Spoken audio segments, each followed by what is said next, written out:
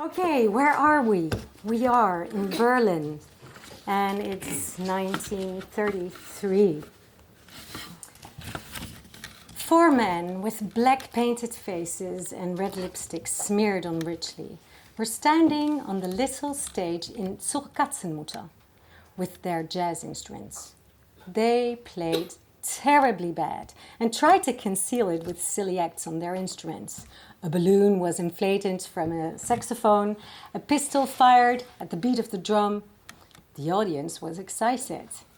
Most people eagerly recognized a scene from the popular movie Fünf von der Jazzband, in which the middle-of-the-road actress, Jenny Hugo, finds herself the leader of a band. In a momentous scene, she topples down from a ladder and lands on the drum kit, all by mistake, but with successful timing. Erwin had asked Aloisio 1,000,000 times, "You really think it is safe enough?" And Aloisio had reassured him after rehearsing their performance the full week. He wore a water wave bob wig and a yellow Charleston frock and felt beautiful in it. Like a bird of paradise, safely up on his ladder, he looked down upon the audience, eagerly waiting for his cue. In a few minutes, he'd jump off and fly his flapper dress right into the kettle drum, in which they tucked a huge cushion for safety. Promptly, the jazz musicians lifted their hands, eyes wide with fear, and shouted in unison, "Der Dicke!" Now Erwin appeared. Wearing the typical brown suit of the SA, at least 5 cushions had been jam-packed underneath it. He could barely walk. With his mouth full of fried chicken leg, which he clasped in his greasy hand, he started to curse. "Was ist los? What are these lamentable Untermenschen doing here?" The giggling in the audience died down. "Well, Herr Göring, we are musicians. We make jazz music," one of the black-faced men said, smiling delightedly. "Music! You call this music? I'll show you what music is." Erwin gripped the drum and started counting 1, 2, 1, 2. With the chicken leg, he smashed the instrument. It obviously wore him out, so he shouted, "Karin Axelina, quick, bring me my morphine." He snagged the needle from her, and while huffing loudly, he started to inject himself.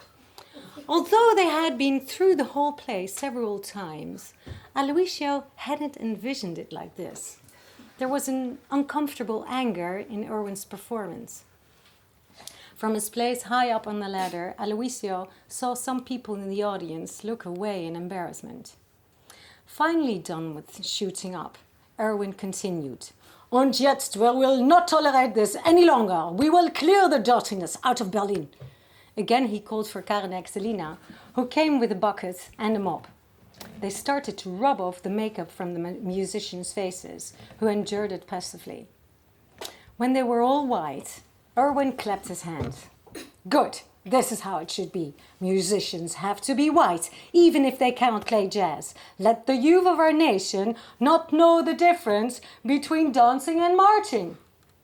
That was Aloisio's sign. He jumped off the ladder, right into the drum kit, and together with the scrub musicians, he started singing. Ich bin die fesche Lola, der Liebling der Saison. Ich hab ein Pianola zu Hause in mein Salon. Ich bin die fesche Lola, mich liebt ein jedermann. Doch an mein Pianola, da lass ich keine ran. La la la la la la la la la la la la la. Come on now, la la la la la la la la la la la la. Hesitantly, some in the audience started to sing along, happy that the fun part of the evening had begun. But from behind the microphone, Aloisio saw some of the regulars pay their bills and leave. "You are going too far, Erwin," Fritz, the bartender, warned, while cleaning the last glasses and piling them neatly on the bar. "Who, me? Am I going too far?" Zur Katzenmutter was empty. Erwin looked piqued. Wasn't it a success? They were all singing along, weren't they? Fritz smiled and winked at Aloisio. I know there was nothing wrong with our Lola. But to make fun of Göring like that, it is, well, you know what it is. It's outright suicide. Fritz tapped Erwin's hand that was clenching at the bar. I'm serious, listen, they're even closing down the El Dorado. We would have outnumbered them easily. I wish you were right. Can't be, Erwin stammered. They will not win the next elections. We are more, together with the other parties. We have to bring awareness to the voters by showing that these guys are pigs, more than ever. Erwin, people don't feel safe. You make them part of your play, and they don't want to be part of it. Fritz ended his cleaning. Let's find a taxi. No, thanks, Erwin sighed. We will walk. Aloisio had flung himself in his overcoat. Since his performance, he hadn't had a moment to change.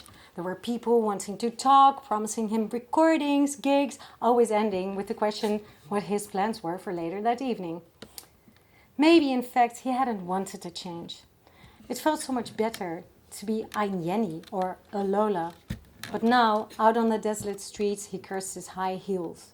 It wasn't easy to keep pace with Erwin, who walked in silence, absorbed in his own thoughts. Aloisio tried to find a way of saying something, but it all sounded abject. Up on his ladder, he himself felt somehow ashamed when the people in the audience had turned away from Erwin. He loathed himself now and felt ridiculous in his outfit. They strolled through the grand streets of Schöneberg. The festive neon lights that usually gave this part of town its brilliance had dimmed, as if predicting the gloom that it was soon to sink into.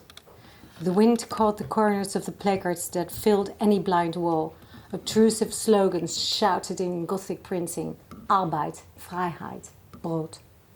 The tower of the Lutherkirche punctured the sky like a needle.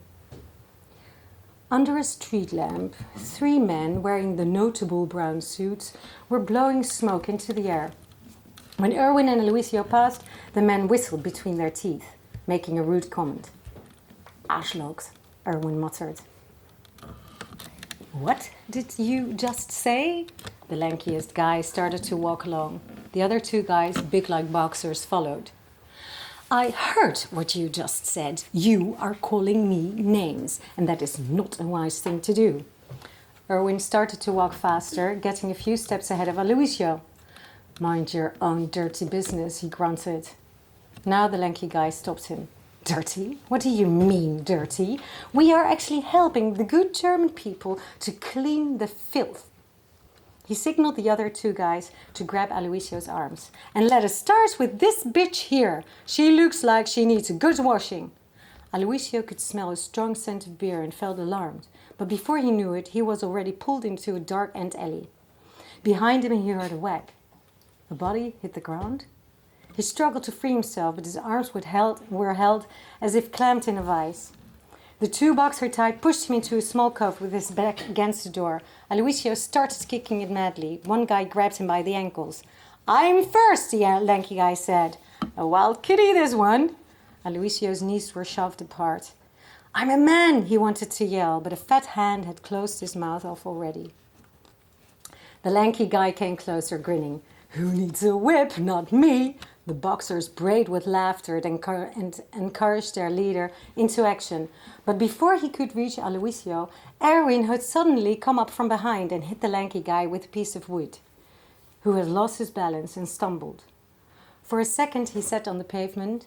Erwin lifted the pole to hit again, but the guy jolted back like a mule, blasting Erwin in his stomach. Erwin collapsed, both hands on his groin, grasping for air. The lanky guy commanded one of the others, who dragged Erwin up and held his arm tight behind his back. Aloisio tried to scream, but the pudgy hand prevented it. Erwin, still panting, his eyes wide with fright, looked at Aloisio. He forced the words, "Run." The lanky guy laughed. Now nobody is going anywhere.